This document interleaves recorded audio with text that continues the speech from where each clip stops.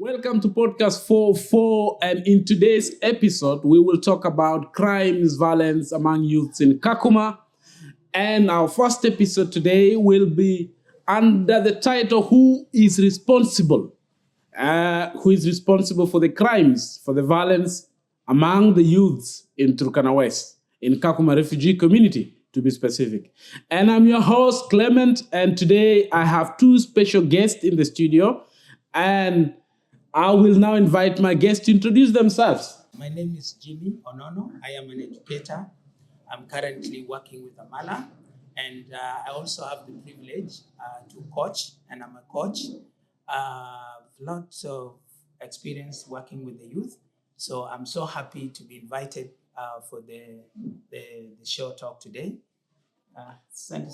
Thank you so much, Jimmy, and it's good to have you in the studio today. I'm by the name Austin. I'm a youth leader, working with BOMA, interacting with the community and understanding the nature of youth in the community. So today is a privilege to be involved or be part of this podcast. Thank you. Thank you so much, Austin, and you're welcome to the studios today. Who do you think is most responsible for the rising crime in Kakuma refugee community? Maybe kalobeyei too, settlement? Is it the parents, or is it the leaders? Or let's start with you, Austin. Okay. Is it you? You are the community youth leader. Who is responsible for these crimes? Thank you, Clement. I think that is a very sensitive topic to discuss. Crimes happening in the camp. If we compare the camp in previous years and today's generation, is totally different. I think Jimmy can testify on that. Generally, everyone is responsible in this. Parents involved, the community, even youth, as we speak, youth are the one responsible. So everyone is responsible in this. So if really people who are the stakeholders who are providing services in the community, if they really channel their services and see way on how to capacity build and engage youth in a lot of activities to not give them that free moment to be idle, then I don't think a good number of them will get into this immorality or the crime that is happening in the camp. Yeah. Thank you, Austin. Jimmy, you are an educator. You have a lot of experience working with youth. Who is responsible for the crimes? I want to pick from Austin when he said everyone is responsible. If you look at the camp, when this camp was established, the primary thinking of everyone was survival by that time. And if you look at the camp population around 1992 coming towards 2000, very many youth had never attained the kind of education they have attained today. Yes. So when the youth go to school, they work within a given system. Yeah. And unfortunately, every system, if you look at the mottos of education in the camps and everywhere, they promise a lot for the youth. Yeah, education is key. Yeah. If you finish your studies, you are going to succeed. Brighter future. And everybody went to school there and there. Yeah. Again, the youth who have gone to school, they have completed higher levels of education, and the chances of going for further studies are very small for many. So you see, when the level of satisfaction is blocked, if you wanted something and you're not getting it, there's a lot of frustration. So that means the youth who are left, the majority who have completed, if you look at the vacancies that are always posted outside there, it does not accommodate everyone. Yeah. So that means a number of youth are not into job market, and they're not being employed. In 2024, 2025, there's a lot that is coming. There's a realization that people want to work with the youth to build on their potentials. Yeah? And that is why you see there's a lot of emergency of the RLOs, the organizations. The youth are into smart things. Even look at this podcast now. Yeah. There's a lot that the youth are challenged to come up with to follow the projects that they're interested in. Yeah. But not all the youth are empowered to do this. The youth that are not empowered to do that and they cannot be employed, they resort into violence. Yeah. Many of our youth who are educated, like completed high school, who can qualify to work, are not into the job market. What else do you think is going to happen? So in regards to the question, who is responsible? I would say that our system, the systems, Which system? When I'm talking about the systems, I'm talking about the camp governance. I'm talking about what the NGOs have to offer in services. Terms of, service, service and support for the youth. I'm talking about family systems, our family systems within the camp. Many camp families are broken. There are some families that are aided by kids, child-headed families, and the kids have grown without proper guidance. There's no one in front that they see like a role model. So if you look at the camps generally, there's a lot that needs to be fixed if we have to reduce crime. So I'm talking about everyone. That's why I say, let me pick from what he said. Everyone is involved. And here I'm also looking at our systems, the systems that are actually raising our youth within the camp. So they also contribute a lot to what is happening now. And both of you spoke about economic freedom and employment. Yes. And now you bring about the issues of system. I just want you guys to give light, to shed light on the immediate issues that are happening now. Because if right now, I think you can attest to that, the young people, there's a lot of robbery. And if you look at the young boys who are doing these kind of robberies, the kids from between 15 years to 20 years. And do you think these boys can be changed, can have an opportunity in terms of employment?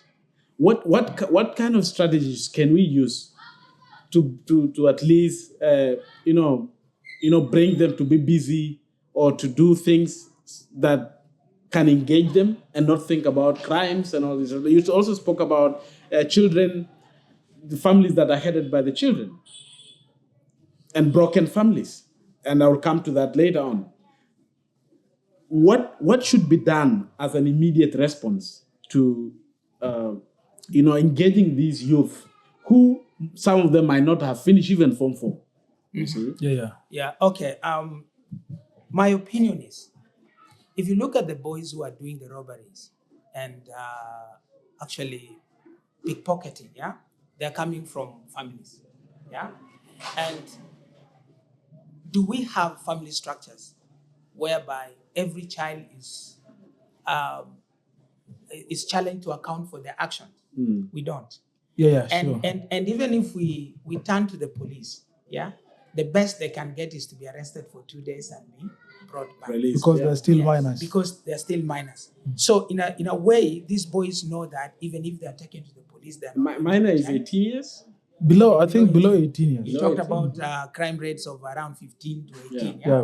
Yes. And again, so if something is to be done, first of all, we need to ask ourselves that where are these correctional centers? Units, where a minor who is doing bad thing can be arrested, but can be told to go to school, or some trainings happen within the center. The center. They don't come to the society. Where they're being detained and offered such think, services. Yes, this I think can change their mindset and say, okay, I think this is... then the second thing is, I think the community leaders, need to work together. I'll give you an example. The tribal leaders needs to be reinstated. This is my opinion. Why I'm saying like the tribal leaders? Yes. Because there's a certain way they talk to the people. I will give you an example. There was a misunderstanding that happened around Kakuma 1. But one of the Acholi guys, they have taken it into consideration that they're meeting the youth. If a youth has done something today wrong, they go follow that youth and they cane him. So door-to-door disciplinary. Door-to-door discipline is happening. And I'm seeing like that aggression that the youth were displaying towards other communities and all this, it's subsiding down. So that could be one of the ways. But I would really think about if we could have correctional centers, and we also think about ways on how we can empower the youth. The problem I think is that we are treating the symptoms of the problems. we are not really delving deep into understanding the mindset of this youth. Yeah. What is really going on in their lives? Yeah. Yeah. We may say that, oh no, this youth is doing this, but you need somebody who has slept angry for 3 days and probably has gone around asking for help, and no does one not has get been this. giving them. What do you think is he going to do? You see, he's going to resort to this to survival. It's now survival for the fittest. Yeah. But if we can have a system where we follow some of these youth back to their families, we try to, support them, many of them will turn around. I'm not saying all of them, but many of them will say, because that is the thing that is pushing them to go. So the question is, are we doing enough to support this youth? Are the NGOs or the support system that is available here, are we really going deeper? Yeah. Because I've had in many discussions where they always criminalize the community. This community, is it the point of a community? It's not. It's not the community. It's not everyone in the community. Yeah. Instead of doing that, why don't we say, okay, where is the problem?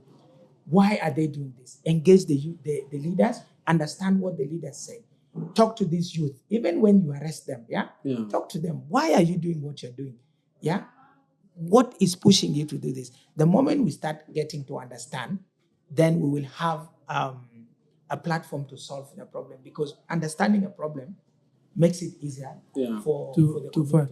Austin, you're a community leader. Yeah. Yes, you're a community leader. You're a youth leader. Do you think setting up structures or system under tribal community policing or something, do you think it will I think do something for the community? if we can pick from Rosengo's point, where he was talking of setting up a security system or disciplinary committee that come from community and making sure that we understand if it is, for example, let me take my community and understand if some of the youth did something wrong. Yeah. So the committee that were chosen need to go to specifically to that compound, pick that boy, discipline him.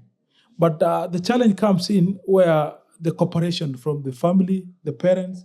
So you find some of the parents tend to support, besides knowing that these kids have done something bad. Causing another problem. Exactly. Now This is why a bigger chaos. Thank you. Even the committee that we are choosing, these are human beings. These are children of other. They also have their parents. Yeah. So you tend to bring the clash between these parents that so and so your son have done this. So it creates another grudges Violence, because these people understand themselves back from home, even here. So it became another grudge that keeps on extending. Yeah.